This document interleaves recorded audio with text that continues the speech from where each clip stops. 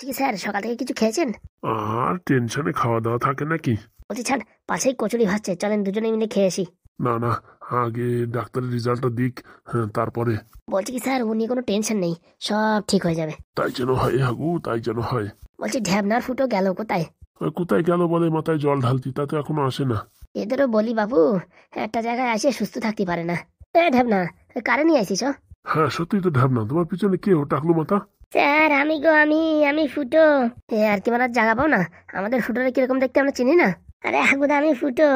আওয়াজ তো ফুটোর মতন, কিন্তু দেখতি তো পুরো নেড়া কদম তলার বেল। এই শালা ঢ্যাবনা কি চুলকনি আমার মাথায় দেশে, চুলকতি চুলকতি এখন মাথায় জল দিছি, একটা চুলও নাই। এখন শব্দ সামার হয়েছে না তোর? না তাই কি তুই শালা তোর ওই দাঁত হাজা চুলকনি আমার মাথায় দিছিস, তার জন্য এই পরিস্থিতি। ভালোই দেখাচ্ছে ফুটো।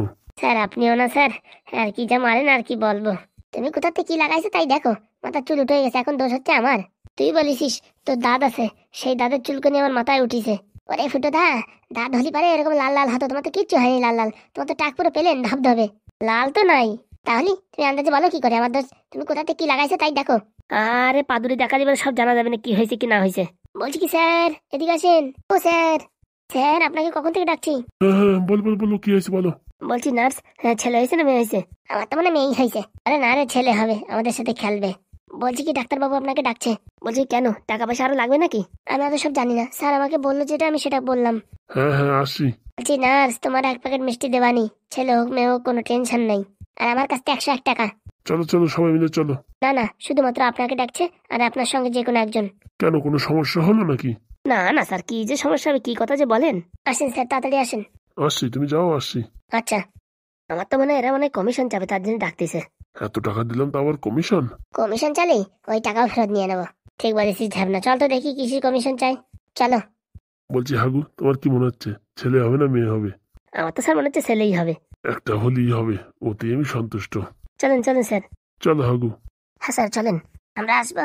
না না, অত লোকের যাওয়ার দরকার নেই, তোরা এখানে থাক, দরকার হলে ডাকবো। আচ্ছা হাগুদা, বলছি কি আমি এখন কি করবো বল? তুমি কি করবা তা আমি কি করে বলবো? হারামজাদা, তোর জন্য আমি টাক হয়েছি।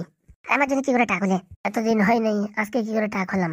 বলছি কি, পাদু তোরে কি সেই টাকের দুশ্মন তেল বানাই দিছিল? দিছিল মানে সেটা তুমি কাজে খাটাইও দিছি। বলছি কি, ওই তেল আবার আমি মাথায় লাগাইনি তো। তেল করিস রে? কি হলো, আমার দিক টাকা ভালো। বলছি কি, ওই তেল তুই কোথায় রাখিস রে? ওই তেল আবার কোথায় রাখবো? কাল নাগানি ঘরে রাখিছিলাম। 2 দিন আগে এই যে হাগুদার রুমি মদের বোতলের পাশে একটা তেল ছিল, নারকেল তেল। ওই তেলটা আমি মাথায় লাগাইছিলাম। ওই জায়গা তেল কে রাখিছে? সর্বনাশ করিছে। ওই জায়গা তেল রাখি তো আমি হাঁকতে গেছিলাম। হারামজাদা পোড়ামুখ মিনছে শালা, ওইখানে কেউ তেল রাখে? আমি কি জানি তুমি ওইখান থেকে তেল মাথায় দেবা?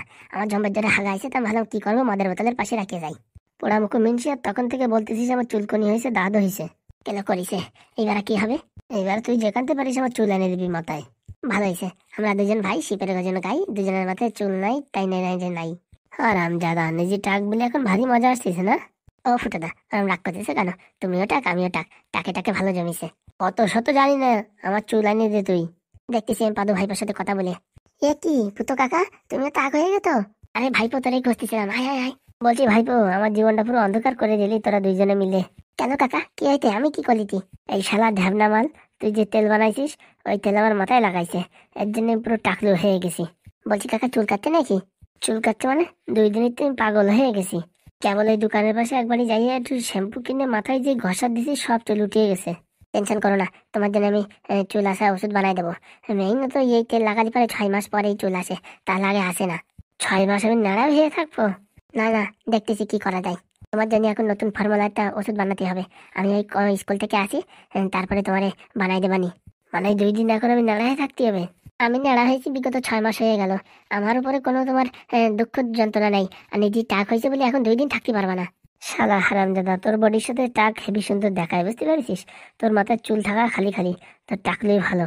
আর আমার মাথাটা তেড়া দেখেছিস কিরকম আবলো খাবলো, তোরটা পুরো গোল, এর জন্য তোর টাক মাথা ভালো দেখা যায়। আলে কাকা চিন্তা করো না, আমি নতুন ফর্মুলা দিয়ে ওষুধ বানাই দেবো, পট করে চুল এসে যাবে, তোমাদের 2 জনেরই এসে যাবে। যাও, ঠিক আছে? কবে বানাবি ভাইপো?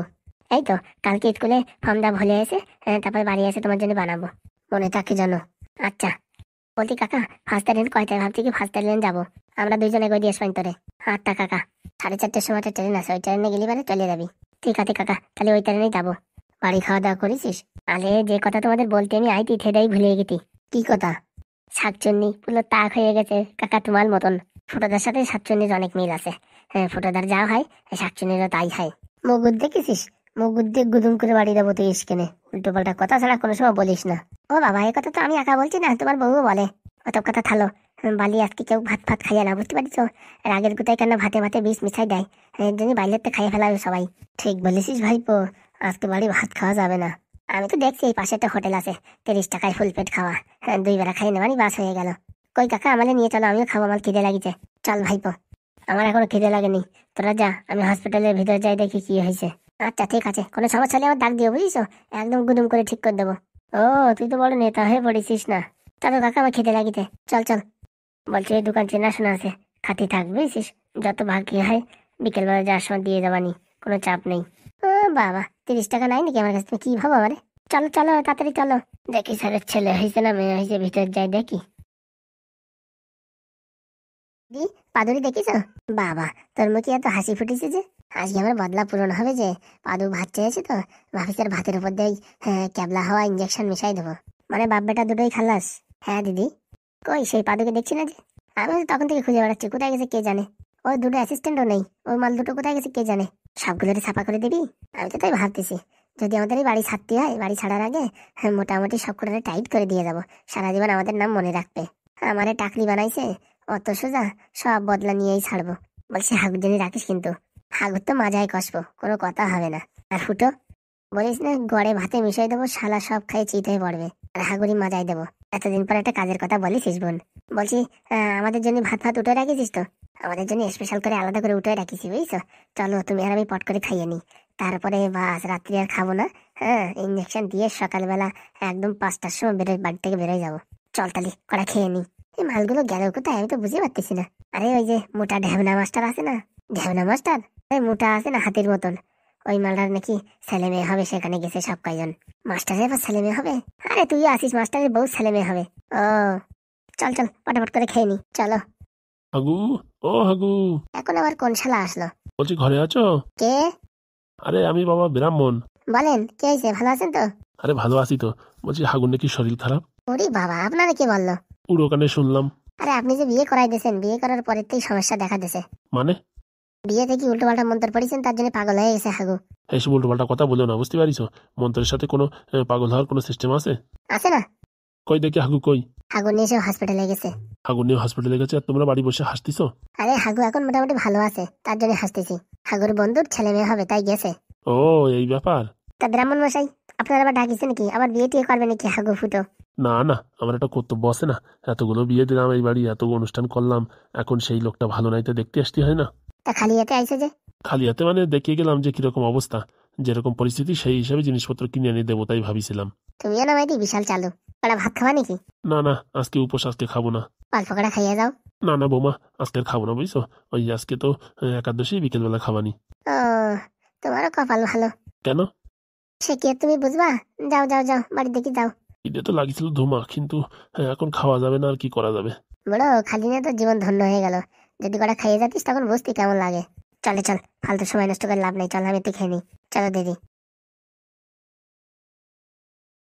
বলছি কি স্যার, কি হয়েছে এরকম আর্জেন্ট ডাকলেন যে? যা তো হয়ে গেছে, আপনার ছেলে হয়েছে। স্যার, আমাদের ভাইপো এসছে।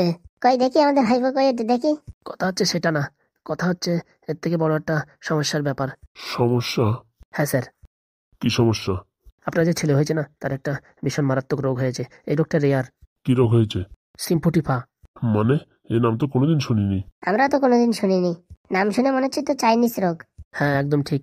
এই রোগ থেকে মুক্তি পেতে গেলে অনেক টাকার দরকার। আর আপনাদের যদি কোনো ডাউট থাকে যে আমাদের হসপিটালে উল্টোপাল্টা কাজ হচ্ছে বা আমরা চিটিংবাজি করে টাকা নিচ্ছি, তাহলে আপনি অন্য হসপিটালে নিয়ে যেতে পারেন, কোনো সমস্যা নেই। আপনার বউ নিরাপদ আছে, এখন একটু বেড রেস্টে আছে, 1-2 ঘন্টা পরে আর কি জ্ঞান ফিরবে। বলছি ওই রোগের ট্রিটমেন্ট কি? এই রোগের ট্রিটমেন্ট, একটা ভ্যাকসিন আছে, সেই ভ্যাকসিনের দাম 30 লাখ টাকা। সে একটা ভ্যাকসিন দিলেই ঠিক হয়ে যাবে। 30 লাখ? হ্যাঁ স্যার, এখন আমরা কি করবো বলেন? এখন হওয়ার পরে আমরা ব্লাড টেস্টিং করলাম, হ্যাঁ, তারপরে দেখি অ্যাবনর্মালের মতন আছে, তাই তাকে আইসিইউতে রেখে দিয়েছি। বলছি এই রোগ হলো কি করে? ইন্ডিয়া তো কোনদিন চায়নাই যায় নাই, তো চায়নার রোগ আসলো কি করে? এটা আপনার বউয়ের হয়তো করোনা হয়েছিল, সেই করোনার জিন থেকে গেছে, সেই জিন থেকে মোটামুটি এই রোগের সৃষ্টি হয়েছে। বলছি আমরা যদি চায়নায় নিয়ে যাই তাহলে কিরকম হয়? হ্যাঁ, সেটা আপনাদের ইচ্ছা, নিতেই পারেন। আপনাদের কাছে কি ট্রিটমেন্ট আছে? বললাম না, আমরা বড় বড় ডাক্তারের সাথে কথা বলেছি, তারা বললো এই ভ্যাকসিনটা লাগালে ঠিক হয়ে যাবে।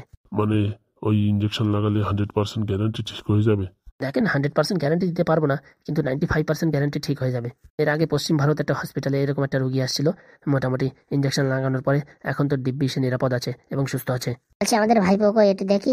সরি, এখন দেখান যাবে না, সে আইসিইউতে আছে। হাগু, আমার কপালে শান্তি নেই হাগু, এখন কি করি বলো? আরে স্যার কোনো টেনশন করেন না, মোটামুটি ইঞ্জেকশন লাগাই দিলেই হবে না। কিন্তু এত টাকা আমি কোথায় পাবো? টাকা আমি দিচ্ছি, আপনি আস্তে আস্তে করে শোধ দিয়ে দেবেন। সত্যি হাগু, তোমার মতন মানুষ হয় না, কিন্তু টাকা তো এখন আমার কাছে নেই, আমি অত টাকা কি করে দেবো? আস্তে আস্তে দিয়ে দেবেন স্যার।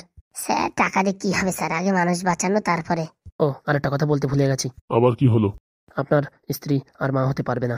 এ কি দুঃসংবাদ শোনাচ্ছ তুমি আর একটা করে? দেখেন স্যার, এইসব তো আমার হাতে না, যেটা হয়েছে সেটাই বললাম। পেশেন্ট এখানে থাকুক, আপনাদের যদি কোনো ডাউট হয় আপনারা অন্য ডাক্তার এনে এখানে দেখাতে পারেন, বুঝতে পেরেছেন? কোনো সমস্যা নেই।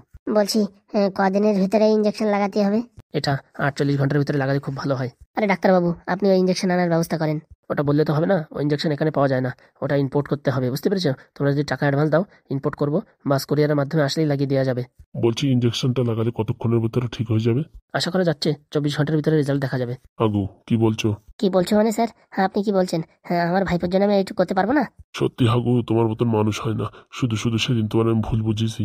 সত্যি খুব বড় মনের মানুষ, নাহলে এত টাকা একবারে দেওয়ার ডিসিশন কি করে নেয়? বলছি কি ডাক্তারবাবু, আপনি ওই ইঞ্জেকশন আনার ব্যবস্থা করুন। এর মাঝখানে আমরা একটা দুটো ডাক্তার আনে, ঠিক আছে, ওই বিষয়ে আপনার সঙ্গে আলোচনা করাচ্ছি। আচ্ছা, কোনো সমস্যা নেই, আমাদের হসপিটাল নামকরা হসপিটাল, আমরা এসব চিটিংবাজি কাজ করি না। তবুও আপনার মনে হচ্ছে তখন নিয়ে আসেন। আনেই দেখি ক্ষতি কি, যদি কম দামে হয়ে যায়। আচ্ছা, তাহলে ডাক্তারবাবু ইঞ্জেকশন আনার ব্যবস্থা করেন। কিন্তু কমসে কম 10 লাখ টাকা তো ডিপোজিট করতে হবে, নাহলে তো ইঞ্জেকশন আনা যাবে না। আপনি টাকা নিয়ে চিন্তা করবেন না, আমি এক্ষুনি ব্যাংকে যাচ্ছি, ব্যাংক থেকে টাকা তুলে একদম পুরো টাকা পেমেন্ট করে দিচ্ছি। তাহলে তো খুব ভালো হয়। সত্যি হাগু, তোমার যে কি বলে ধন্যবাদ জানাবো, তা আমি বলে বোঝাতে পারছি না। ওসব কথা ছাড়েন স্যার, এখন কি করে ভাইপো ঠিক হয় সেদিকে দেখেন। হ্যাঁ স্যার, আমি যখন হসপিটালে ছিলাম আপনি যেভাবে আমার সেবা করেছেন, মোটামুটি মানুষই করতে পারে না। সত্যি হাগু ফুটো, তোমাদের মতন মানুষ আমি জীবনে দেখিনি। স্যার কথা না বলে লেট হয়ে যাচ্ছে স্যার, আমাদের সঙ্গে একটু চলেন, আমরা পড়াশোনা তো বেশি জানি না, টাকা ফাঁকা কি করে তুলতে হয় অত টাকা, চলেন। চলো। শালা একটা না একটা ঝামেলা বাড়তেই থাকে, আর কি বলবো। আইসি হসপিটালে কাকারে দেখতি এখন কেলো বাদিয়ে গেছে। ডাক্তারবাবু, আপনি ফর্মুলা সব কমপ্লিট করেন, আমরা যাবো আর আসবো। আচ্ছা, এই চুমকি, তুমি তাড়াতাড়ি ফর্মগুলো ভরো তো, আর এই অনলাইনে অ্যাপ্লাই করো। আচ্ছা স্যার। যে করে হোক পেশেন্টকে তাড়াতাড়ি সুস্থ করে তুলতেই হবে, আমাদের হসপিটালের নাম আরো উজ্জ্বল করতে হবে। আচ্ছা স্যার। যাও যাও, হারি আপ। আচ্ছা।